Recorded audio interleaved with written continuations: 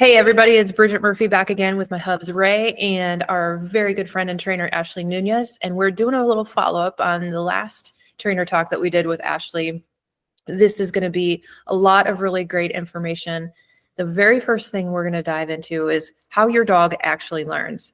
So I'm going to give it over to Ashley, and we're going to talk a little bit about operant and classical conditioning, and explain to you guys what those mean and how these affect how your dogs learn. So Ashley, let's just dive right into operant conditioning. Perfect. Awesome. So generally speaking, like the Cliff Notes version of this, operant conditioning is just a method of learning in which, the probability of a behavior either reoccurring or, not occurring again is affected by the consequence of the behavior itself. So this is going to go way back to 1898 with Thorndike's law of effect, and which Skinner built off of this in, I want to believe, 1948, using a Skinner box. So they did research with rats and pigeons where, they starved them a little bit and then they accidentally hit a lever and food pellets drop into the box. And then over time, they learned that, oh, if I press this button, then I get food. So this is all very scientific, not something that dog trainers just like to spew for no reason. This is how both you and I learn as well as our pets. I think one thing that people get a little confused on is just the terms like positive, negative, punishment. And in our brains, and it's very natural to think like, okay, punishment, that's bad. Like, I don't want to do that to my dog. I don't want to punish him. I don't want anything negative to happen. But really, when we're looking at these in scientific terms, they're not exactly what they sound like. So there's 4 quadrants of operant conditioning. And this is where the balanced aspect of training comes in, is that we're going to utilize all 4 of those. So just thinking positive, negative. Positive doesn't mean good. Negative doesn't mean bad. Positive just means we're going to add a stimulus. Negative just means we're going to remove a stimulus. So, treats, affection, things like that. Reinforcement is just the likelihood of that behavior increases. And then punishment, it just decreases the likelihood of that behavior reoccurring. So getting into the 4 quadrants, we just start combining all those terms. The first one is going to be positive reinforcement, which I feel like everyone is pretty familiar with. We're going to add something into the equation to increase that behavior. So, for humans, we work hard. We meet all of our deadlines at work. We get a bonus. We get a financial incentive. So now we're going to keep working hard because we're getting a reward from it. With dogs, if I say sit and my dog sits, he gets a treat. Cool. Every time I say sit, he's going to keep sitting because he wants something from me. And then staying with reinforcement, negative reinforcement just means we're removing a stimulus, which is also going to increase the likelihood of a behavior reoccurring. So for humans, we get into the car, we start driving without putting our seatbelt on, it starts dinging and it gets really annoying. Ding, ding, ding, ding. Finally, you hear it enough times, you're like, oh my gosh, okay, fine. And you put your seatbelt on because it's really annoying. And now every time you get into your car, that's going to happen. So the likelihood of you putting your seatbelt on increases. The beeping goes away. Now that behavior is going to increase. And so with dogs, that just looks like we apply some leash pressure. When the dog doesn't sit, we pull up on the leash, their butt hits the ground, we release that pressure. So the removal of that, now they're going to, more likely to sit. And kind of building off of that, we can go into positive punishment. Again, adding something to the equation decreases the behavior. So a dog that jumps, we give them a collar correction, less likely to jump because now there's a stimulus that they don't like that's added in. Humans, we speed off to work, we get pulled over, we get a traffic ticket. Now we're less likely to speed because now we have to pay a fine. And then the last one's going to be negative punishment. So again, removing a stimulus, decreasing a behavior. I'm trying to lure a dog into a sit, and instead of his butt hitting the ground, he just starts backing up. I'm going to withhold that treat. Or if he jumps on me, I turn away, I remove all of my affection from him. Okay, now jumping doesn't get what he wants. Same thing, like your kid gets into a fight at school, so we take away their cell phone. Probably not going to start a fight again because they don't want their cell phone taken away. So I think the whole idea of like, well, I only want positive reinforcement to be used on my dog. I don't want anything negative. Negative doesn't mean anything bad. And, when we get, not to get too into the weeds of force-free versus balanced dog training, but even with human, there's natural consequences to everything. So there's really no good way to shelter your dog from that. If you've ever put your dog on a leash and they pull and they stopped walking, what is that, So in terms of behavior modification, especially when we're talking severe behavior modification with the dog biting someone or doing some really destructive behavior, when you've got training companies, and there's a lot of them, saying they only use positive reinforcement, how are they addressing behavioral issues? That's a really good question. I've always wanted to drop off a really aggressive dog at a force-free board and train and just say, show me, what do you do? And their line of thought is, well, we never, put the dog in a position where they're able to bite, which, I mean, yeah, same with balance trainers, ideally, but then you get some dogs who right out of the crate, they're forward aggressive, or they're so fearful that there's no situation in which they're not growling and snarling at you. You can't wave cookies in front of their nose. At that point, like, that food drive's gone. They're in fight or flight survival mode. You can't just use a clicker as soon as they stop growling and throw treats at them and think that that's gonna fix the issue there. Yeah, so I think really what's happening is a kind of a play of words. They want to pull at the human heartstrings at what sounds good, but in all reality, it's a unicorn. It does not exist. You cannot extinguish problem behavior with positive reinforcement only. That is not how dogs learn. And I think if you hear that, or any kind of moniker around, positive reinforcement, whether it's relationship-based training or force-free training, any of those type of things, they all fall under that same umbrella. They're skirting the actual way that dogs learn. And quite honestly, it's dangerous. You could either make the problems worse, or they start to recommend euthanasia really quickly, because their depth of whatever they have to address the problem is very shallow. And I think that's the big thing. That's the hardest thing for us to tolerate, because a lot of what dogs are getting put down for, we address on the first or second session with our training methods, because we're working with the dog in front of us. And we do, despite what you might read online, is being balanced dog trainers use a lot of positive reinforcement because we use all four quadrants. I guess, what are your thoughts on that? Because, I mean, there's so much controversy out there. And unfortunately, there's misinformation campaigns around that are causing dogs to get put down in droves over behaviors that could be easily corrected. Yeah, I mean, again, like you said, it really is just training the dog in front of you, utilizing all the tools in your toolbox to set these dogs up for success. Could I take an aggressive dog, do a board and train using just positive reinforcement, with bare minimum, using the other quadrants, no e-collars, no prongs? Sure. But give me a client that is willing to spend that much money and time, because it's going to take me years. Like, reality is, sure, I can do that, but is that realistically what people want? And is that fair for the dog? Some dogs who get really spun up in the crate and they're anxious. If I can just give them, like a little tap on the e-collar just to snap them out of that mindset, and then I can go back to rewarding calm behaviors, I would much rather do that than let the dog spiral.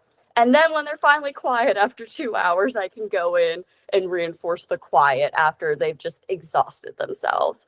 And I think another thing that doesn't get taken into consideration is you are going to have dogs, whether they're coming up the line, they're trying to bolt out the door into traffic because they like to chase cars or whatever's on the other side of that. And if you ask force-free trainers, like, okay, so is that the time where you think it's appropriate to use aversives? They'll all say yes, because it's saving the dog's life. But is it fair to introduce pressure then when the dog's already in a really heightened state of arousal? They're already coming up the line at you, and now you want to hold the dog out with the leash and, kind of cut off some of that air circulation. Is it fair for the dog to learn pressure then when they're already way over threshold? Or is it kinder to the dog to introduce pressure when they're tolerable, they're working with us, and it's just, slight leash pressure with a slip leash, and they understand pressure on, pressure off. I would say that it's more fair to teach them what pressure means than to wait for something to escalate and then I'm adding it to the equation. And then they're like, oh my gosh, now I'm overwhelmed even more. Yeah, I fully agree. What I think a lot of people need to really take into account is really take into account what you just said, as far as the time it's going to take. And then there's also not a guarantee at the end of that 2 or 3 years, you have that dog that is going to respond when you bring him out to proof him in the real world. And then also the demonization of training tools. Again, some dogs need these things to stay safe, and we use them in an appropriate manner. And if you're a client who doesn't know these things and are only reading what you're reading online and not feeling what they feel like, or talking to a trainer to ask them how they're going to introduce it, how they're going to implement that in training, and how they're going to transfer that information over to them, you're really doing a disservice, I guess, in general. So I think a lot of people, just like in the healthcare system, you really have to advocate for yourself, ask questions about where your doctor's trying to prescribe you, cross-reference, get second opinions. You got to do the same thing when you're looking for dog training. And I think that's super important because of the level of misinformation that's out there that's straight up dangerous, wrong, or you're just going to put your dog in a position that they're going to get euthanized for no reason. So, Bridget. Yeah, I mean, just to tell you, Ashley, the backstory, and you probably know a little bit about this, but just all of you out there, when I first started training, when Ray and I first started training, that was because of our dog Luna. And I was the purely positive, don't want to use e-collars, prong collars, any of that stuff. I didn't want to do it.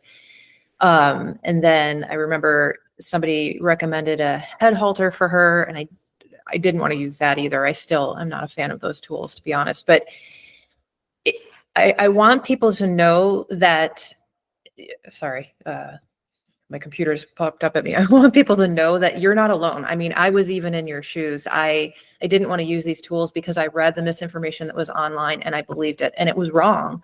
I remember working with a trainer who ultimately became a mentor for us, who, taught us the ways to do things. So try to keep an open mind if you're like I was. And I want you to know that, especially here at Koru Canine, what we do with our own dogs, we do with client dogs. And obviously none of us are going to do anything that will harm or hurt our dogs. We love our dogs unconditionally. And so, yeah, I just wanted to throw that little story in there. Also, another caveat, if somebody says they only use positive reinforcement training, as Ashley just explained, there's also removing of or withholding of treats. That becomes a natural part of the equation with positive reinforcement. So technically, they are doing the withholding, the negative part too. So again, just understand that this is a lot of play on words, unfortunately. Can we move forward with operant to classical conditioning? Just as I didn't know if either one of you had. Okay, cool. Ashley, do you want to dive in a little bit on classical conditioning and talk to people what that's all about? Yeah, real quick, I wanted to bounce off of, your story with Luna. I've talked about my story with my first dog and how I became a dog trainer because she was so awful. But I was also in the purely positive mindset because it's what I read online. It's what YouTube University taught me to do. Because I loved her. I didn't want to ever put her in a position where I thought I was hurting her or anything like that. And looking back, we hit so many walls with our training. Her life was so restricted because I didn't know any better. I didn't know how to go past that. I felt very limited in my training. And now as a balanced trainer, I have a dog who on the e-collar, I feel confident, like letting him, we go to the beach and he gets to run around and, half the time I don't even really need the e-collar, but it's there just like a seatbelt in the car, just in case, for some reason his prey drive kicks in, I can recall him back and I have that extra layer of security. And we'll go into talking about that later about like why your dog needs training. But I will say, having more tools in my toolbox led to a better life for my dog, rather than just a long line and cookies, even though, you don't really want to take them right now. But okay, classical conditioning is just the other way that we learn, which is just learning through association. So I feel like a lot of people understand Pavlov's dogs. He saw that dogs were starting to salivate when they saw their food bowls. So then he added in an unconditioned stimulus, which was, you can, the bells or tone or whatever it was. And then he would start to use that tone right before the food came in. And then over time, eventually the dogs would just hear that, and then they would start to salivate even without the food present. So what that kind of looks like in a day-to-day with, our dogs, and this is one thing that I tell all my clients is like, yes, set aside time for training, like training sessions, 10, 15 minutes here or there, but just know that every time your dog is interacting with you, they are learning. So everything throughout your day-to-day is training, whether you realize it or not. So, you go to take the leash off of the hook and your dog is spinning in circles and getting wound up because they associate you grabbing that leash with going on a walk. Or, on the flip side, you grab your keys off of the hook and now your dog is starting to panic and they're whining because they're anticipating you leaving, and, maybe they have some separation anxiety. So just little things like that, you reaching into your treat pouch, they're going to start freaking out because they know that treat pouch means they're probably going to get some food. So all about just, observation and learning to predict what's coming after that. Yeah, and the best one is how many, those of us that use e-collars, how many of us grab our e-collar and our dog goes crazy because they're so excited because they know that that e-collar means I get to go outside and have fun, which is the total opposite reaction that most people think. So I like to throw that one out there too. So all of this is, I think, awesome. We don't want to get too far in the scientific weeds, but we did want to explain that for everybody so that you understand how dogs learn. And so the next step of this is, okay, now we understand how dogs learn. How do I know if my dog needs training? What are some tips and tricks we can give clients to know if their dog needs training? So I will start this off by saying that there's always going to be that one person that's like, I had a dog and we never did training with him, and we fed him scraps and let him roam the yard, and he lived until he was 21 years old and he was the best dog I've ever had. But for a majority of clients, I will say I always recommend training, even if your dog doesn't have behavioral issues, especially if your dog doesn't have behavioral issues, because if you start them out on the right foot, it's going to save you a lot of time and money later down the line. So people who, when I worked in the office and they would call and I'm going through the consultation and, their dog has a pretty severe bite history now. I'm like, okay, so when did this all start? Oh, 2 years ago, we noticed he started growling over resources, but we didn't think anything of it. But, now he's bitten our niece, he's bitten the mailman, he's calling after us. And it's like, okay, so rewind. Why didn't we pursue training when it was just growling? Because we can work with that. But as these behaviors continue to escalate, as time continues and these become more deeply ingrained in them. And for some dogs, again, not to go too deep into the psychology aspect, but, I'm taking neuropsychology right now in school. So this is my, what I'm really into. But some dogs, it becomes almost like an addiction to them. The brain chemicals that get released into it, it's like it's a drug to them. It becomes a rehearsed behavior and they're seeking that dopamine. So it's going to take us a lot longer and a lot more effort to rewire those neurons to kind of get them back to a regular baseline. So I always recommend getting started with training. Puppy training, super important to get your dog off on the right foot. It might not seem like a lot, and a lot of people are like, well, I can teach my dog to potty train or, go into the crate at night. But it really is, again, about just setting that foundation of seeing different experiences out there. The tall man in the hat with the baseball bat, getting them used to all those things, exposure to the world. And, the more that we work with them as they're younger, before the behavioral issues start, the less likely, those behavioral issues are going to present themselves. Can you talk a little bit about, I guess, what people should actually expect when we're talking about puppy training? Okay, because again, we're shaping behaviors that we're going to enforce when they get older, and then kind of when they cross over into what we call adult dogs, around that 5 to 6 month mark. But what typically happens, and what should a client expect out of out of puppy training in those first kind of 5 months prior to us introducing adult consequences? So this is my favorite conversation to have with clients, is that in a 3-week board and train with your 10-week-old puppy, I'm not going to be able to teach them to heel off leash at the downtown farmers market and have them do a downstay while everyone's circling around them. Not to anthropomorphize them, but like they're babies. Just a few weeks ago, they were with their mom, with their litter, so like slow is best. Let's not rush into all the super technical, I don't expect them to go out onto an obedience trial and, get first place. With puppies, I mean, it really is, again, just starting that foundation. Like, can you follow a food lore? What is the word? Condition markers. So, they start to learn that yes, or a clicker, like that's going to mean a treat. All foundational stuff. Will they learn some basic obedience? Yeah. They can learn sit down, send to place, recall, the starts of a loose leash walk. Some dogs just pick it up better because they don't really want to explore away from you. They're just like, okay, like I'm with you. A lot of puppies will naturally just stick with you, which is great because the more that we reinforce that now, the better. But again, it's a puppy. Their attention span isn't going to be that long. Really about making training fun and positive. And then 5-6 months, they'll typically go through that weird fear period where they start to regress a little bit. But then after that, that's where that mental maturity comes from. They're starting to take things a little bit more seriously. And from there, that's where we can start adding in, the other quadrants, mostly just keeping it pretty positive, just treat-based training for puppies. That's great that you mentioned that. I mean, a lot of people, I guess it's expectation setting. People do assume that, I spent all this money, I sent them away for all this time when they're puppies, and they expect them to have these little robots when they come back. Again, within that first 6-month period, really, we're only shaping behaviors. We're not enforcing yet.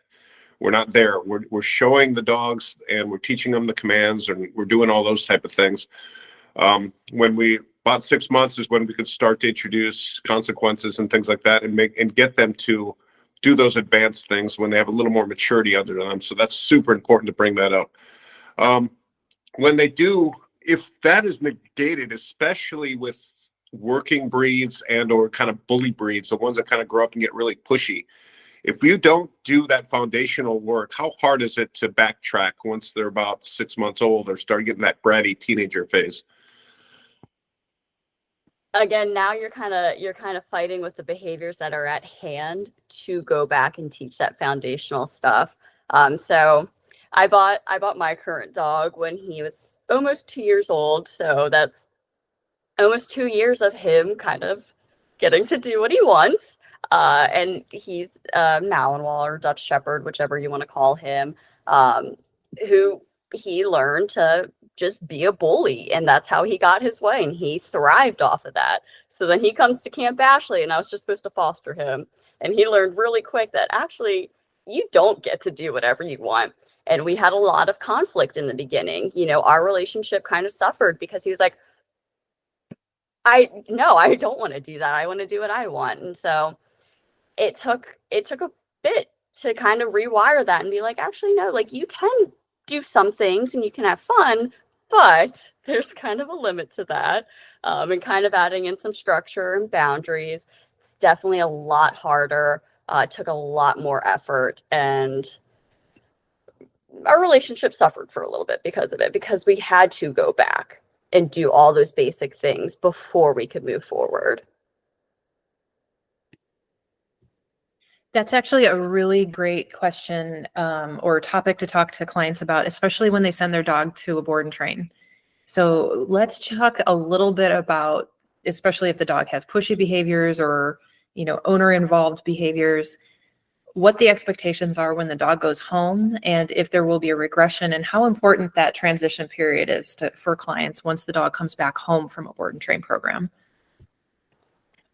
So for a lot of those dogs, especially when it is the owner that's kind of encouraging those behaviors, even if they don't realize it, a lot of the times they'll come to me and they'll be perfect little angels. They might be pushy the first day, and then I'm like, actually, nope, we don't do that here. And they're like, oh, okay, yeah, that's fine. And every now and then they'll try to be a little pushy, and I correct that behavior, and I don't tolerate it. I hold them accountable 100% of the time, and they learn that, and they're like, okay, well, it's not worth being pushy here. I don't get anything out of it. It's not fun for me. And I teach them, if you just work with me, then you get to go do whatever it is that you're trying to go do, and they catch on quickly. But then again, now we're going to send them back home into an environment where they've been doing it for however long. They know mom and dad are, less likely to hold them accountable. They don't know the rules that they learned while they were in the board and train. So they're going to go home and be like, what can I get away with? And so during the go home lesson where we're teaching you like, hey, like if he does this, then you do that. Or, if this happens, this is what we're going to do to correct it. The more that you lax up as soon as I leave that room and they start to realize like, oh, okay, hot dog lady, she's gone. Like she's not going to come over here and correct me anymore. They might be on place, and then it's one paw off a place, and they're just waiting to see if, you're going to put that paw back on. And then, okay, now it's two paws off a place. Or, sit might be just their butt hovering. Little things like that where they're just going to start to see like, are you going to hold me accountable? No? Okay. And then I'm just going to go right back at it. So that's why I tell all my clients, like, be strict the first few weeks that they're back home. The schedule might look different. It might not be what you think ideal dog ownership looks like, because I'm going to tell you, put them in the crate more, put them on place more, stop engaging with them when they're being bratty. Don't give them affection when they do that. And I understand, like, yeah, we do get dogs for, to be companions. But when there's behavioral issues, right, then they don't get to crawl all over the couch and cuddle with us. We do kind of need to add some separation there. Otherwise, you kind of just wasted your money a little bit. Yeah, I mean, the rule of thumb is what you allow will continue. And so if you allow your dog to do these behaviors, they're going to continue. And just like Ashley was talking about, they will strengthen thanks to how dogs learn. So yeah, it's very important to, as hard as it is not to give in to them, it's very important to hold the line and set clear expectations. But this is kind of a good segue into the next topic of what are the key behaviors or key obedience commands that you advise dog owners to have, just like at a base minimum for their dog? Yeah, so sit down place, which is, when we send our dogs to like the elevated place cots, the elevated dog beds, just to help with impulse control. When we're walking, I don't want my dog so far, we get up to an intersection and I stop and they just meander off into the intersection. I want them to sit, stay checked in with me. Down, if I ever, I'm recalling my dog and then I see something coming and I need to do an emergency down. Place in the home, again, just giving them a spot to go chill out. All these things, are helping with impulse control, helping with boundaries and structure. So those are, three that sometimes clients are just like, they don't really need to know that. And I'm like, okay, but, think of what they can do for your training and can do for your day-to-day life. And going into that heel, like a nice loose leash walk, keeping it very structured. A lot of times people are like, well, I want him to go sniff and go potty and whatnot. And like that's fine. Start off in the structured walk. In the middle somewhere, break them, let them go potty, let them sniff, finish out, the rest of the walk in a structured heel. And this is especially important for dogs with like reactivity issues. If they're ahead of you and they're scanning the horizon and, they're seeing triggers that are coming, before you are, now your dog is more likely to react, and now you're trying to rein that back in versus if they were just already in that heel command, you're seeing things at the same time. So more likely, depending on where you are in training, you're able to either cross the street or turn the opposite way or, kind of get their focus back on you to continue walking past them. And again, like it also just helps with structure, not letting your dog be pushy and kind of just do whatever they want during the day. Yeah, could you explain a little bit? So I know we talked about durations of board and trains and other talks, or maybe that was with you. We've done so many of these, I forgot. But the why we have all these longer programs and things like that. Could you explain what generalization and proofing means? So when you're teaching a behavior, how do you get it to actually stick? And when people send their dogs off to like a facility or something, and the dog performs like an angel, but they take them outside and they act like they've never heard that command ever in their life. So could you just go over those two terms and explain to somebody who may not understand what that is and why that needs time? Yeah. So again, dogs learn in pictures, and so they're really not good at generalizing. All these different environments. It comes with different sights, different smells, different sounds. So it's gonna, kind of affect their arousal levels and whatnot. So with these longer board and train programs where we're taking dogs out on field trips, that's, to proof those behaviors, make sure that they understand that sit means sit in the house, sit means sit at Cabela's, sit means sit when we're at the park. We want to kind of take that step back when we go to new places, especially if they're a lot busier than dogs are used to. If my house is super low key and quiet and so is the neighborhood, but then we go to a park downtown and now there's 50 dogs crossing our path, that's a way different picture than what that dog learned in. So we might need to take a step back, do a little bit more reinforcing with treats and whatnot, to build back up those behaviors. But yeah, with those longer programs, we're going to take them on field trips and, get them used to the hustle and bustle of life, go downtown, show them different things. And that way they understand that, okay, like all these commands, they still have to happen regardless of where I am. I'm glad you brought that up. I mean, the big thing we hear a lot of, you see a lot of some of these companies are offering, these shorter duration 2-week things, or maybe even 3 weeks, but they're saying their dog's going to learn all these commands and he's going to understand communication tools and all that stuff. There is no possible way under the sun that those dogs have been fully proofed or generalized in all those behaviors they're saying they're going to learn in that period. They were introduced to those things, maybe, but they are definitely not rock solid, and I wouldn't count their life on it. So I think that's what people really need to understand. And when you're pricing out different programs out there and different types of trainers and training companies, is to understand if they're promising a bunch of that stuff, you might want to ask them, will my dog fully be proofed and generalized in the commands you're teaching them? But bust that out and see what the trainer says and see what their plan is from that, because that is really important than just introducing a sit command. Fully proofed, generalized versus introduced, correct? And also to bounce off of that, when we're talking about training companies that use tools like e-collars, and it's a 3-week board and train, and they're guaranteeing those behaviors everywhere, ask yourself what that training is going to look like, because it's not balanced training. It's not going to be fun for your dog. It's great because, yeah, you get to save money, you get to save time, but your dog is essentially learning how to escape the e-collar because they have to perform in all those environments. That's what the company guaranteed in 3 weeks, right? So not necessarily a program I would want to send my dog to, because more likely they're probably just frying them on the e-collar, and they're like, oh, well, he knows it. He's just being defiant. So just go up on the e-collar. No, he doesn't know it in this environment. And again, for me personally, I would rather take that step back, reintroduce it a little bit, use that positive reinforcement than just turn this into, I'm going to crank my e-collar all the way up until they just sit because they don't know what else to do. Sorry, I wasn't sure if Ray was going to add another thing in there. Actually, this is a good segue too, in a little bit of a odd way, but advocating for your dog. Ray kind of brought it up earlier about how we need to advocate for ourselves when it comes to healthcare and all that good stuff. So how do you talk to owners about actually advocating for their dog? And we can talk about it in a training aspect, but also just in the general population with what dog owners deal with their dog on a daily basis.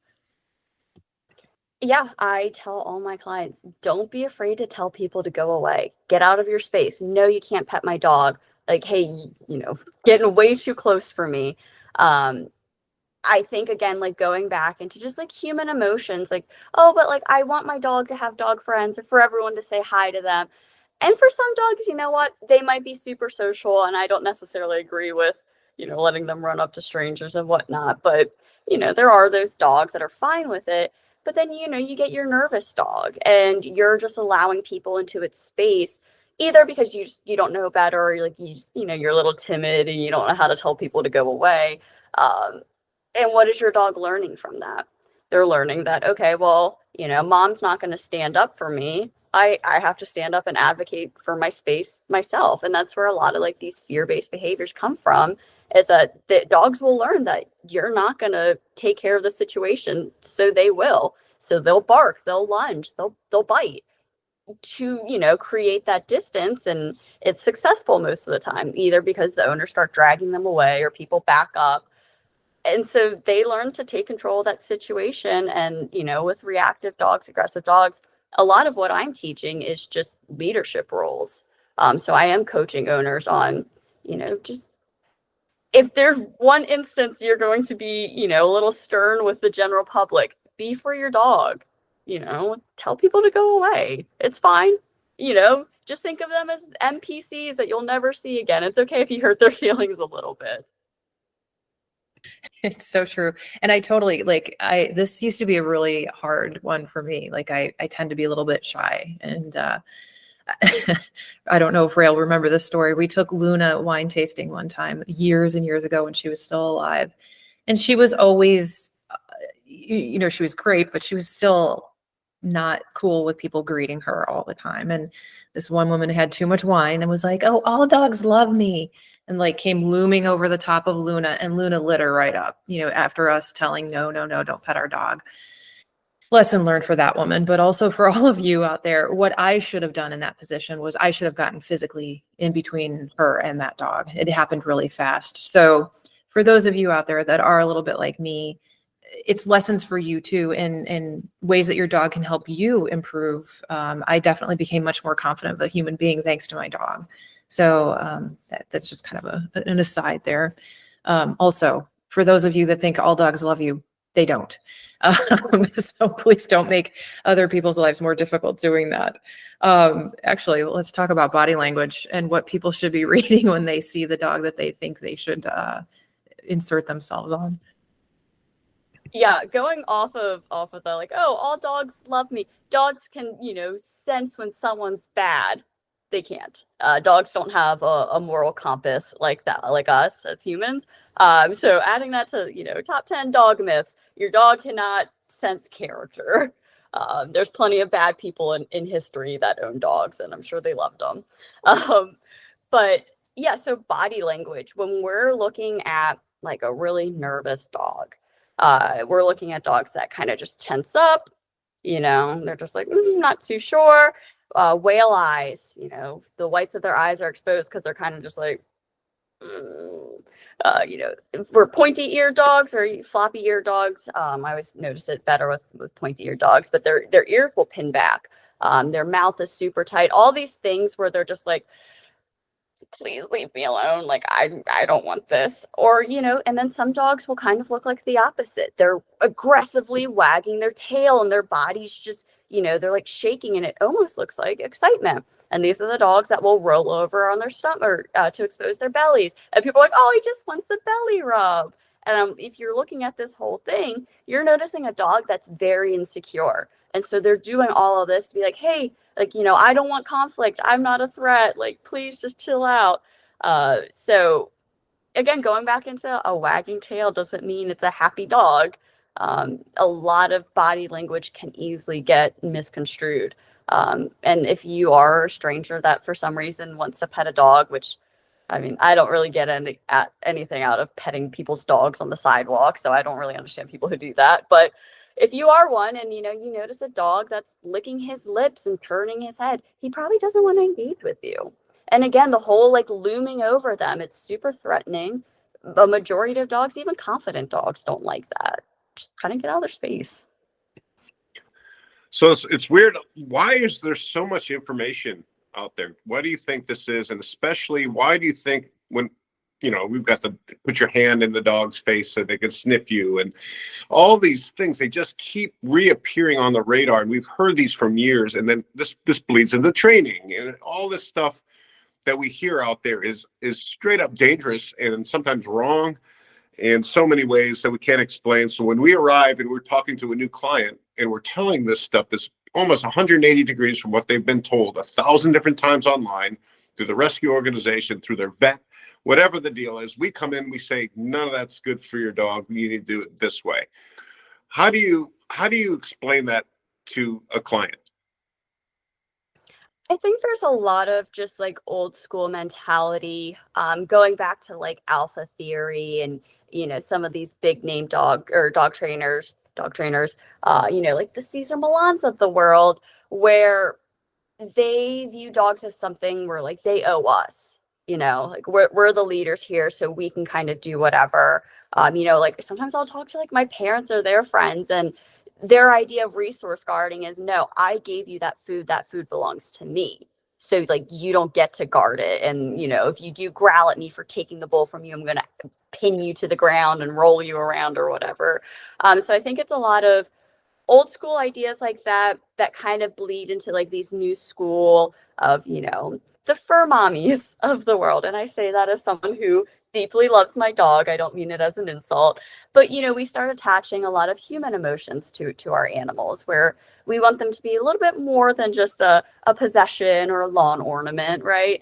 We want to integrate them into our lives, but almost in an unhealthy way. So that's where I think things like dog parks or letting them just play with other people all the time come in, because well, we think we're social, we want friends, right?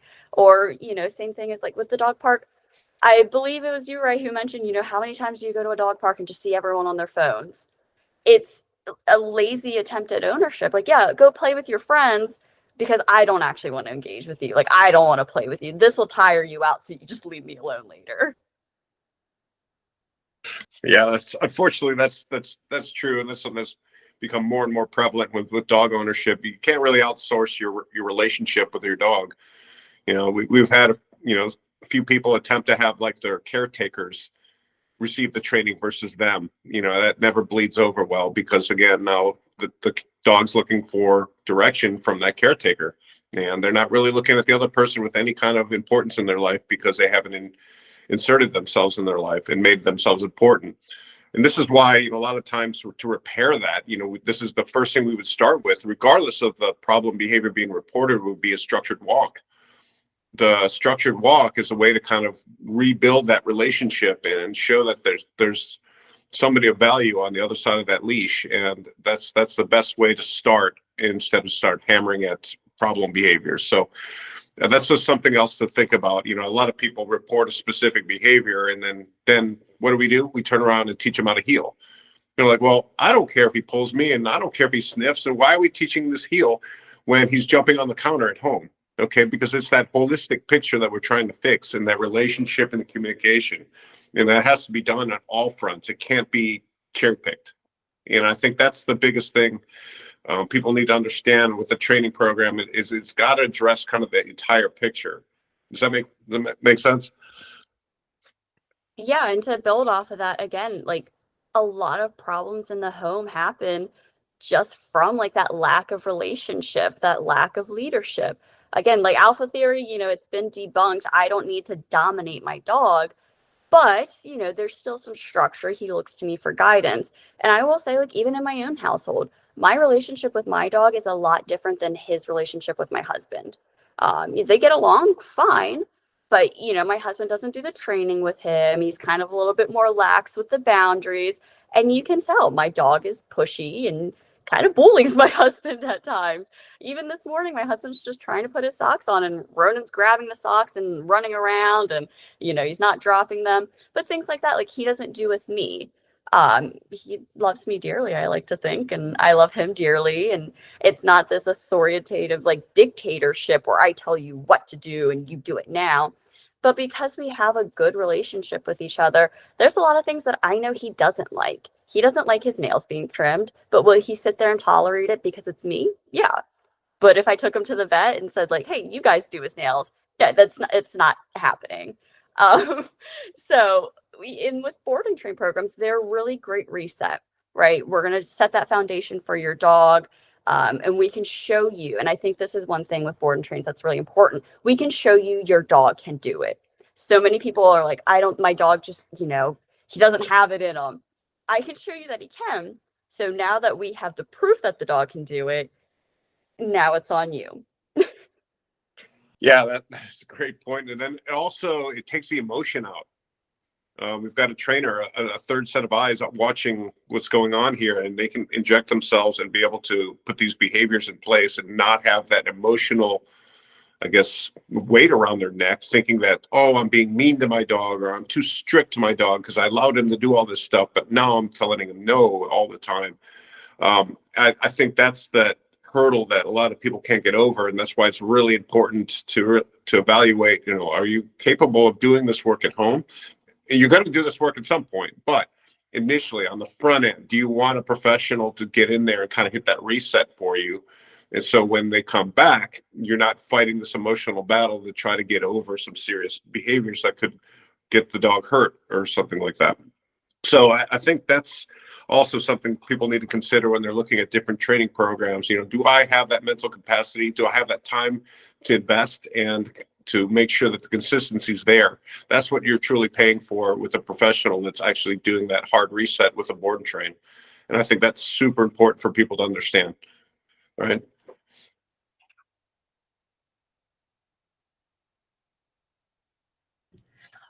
I think this was a great way to wrap up all of this. I hope everybody got a ton out of it. I know we just dumped a lot of information on all of you. So if you have any questions about any of this, how dogs learn, key commands that they need, how we work, how other training programs work, we are here to help you. So please don't hesitate to reach out. Our website is korucanine.com. Of course, like and subscribe below. You can also email us, wolf@korucanine.com. All of our social platforms are at korucanine.com, as I always say. And as always, let us know what you want to hear, or even if you have any questions about this, please post a comments. We're happy to help. Until next time, Ashley, thank you very much. I hope you're back again very soon. We always love chatting with you. So